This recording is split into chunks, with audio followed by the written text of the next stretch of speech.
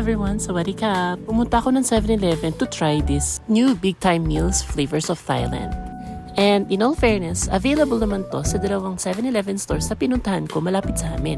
Kinuha ko yung tatlo mula sa 4 na new products na meron sila from the said line. Try muna natin tong chicken pandan. Fresh out of the microwave kaya umalingasaw agad yung amoy nito. Ang bango. Okay, taste test! Masarap naman yung mismong chicken nito, pero yung rice medyo matigas, pero understandable since preserved nga siya. Alright, move on to the next. Ang pad thai. Di ako masyadong nag-expect dito since noodle nga siya at mukhang hindi masyadong fresh. But, to my surprise, ang sarap naman pala niya. Although medyo buo-buo yung noodles, pero okay lang. I give it a 2 thumbs up. Last but not least, yung favorite Thai food ko, mango sticky rice.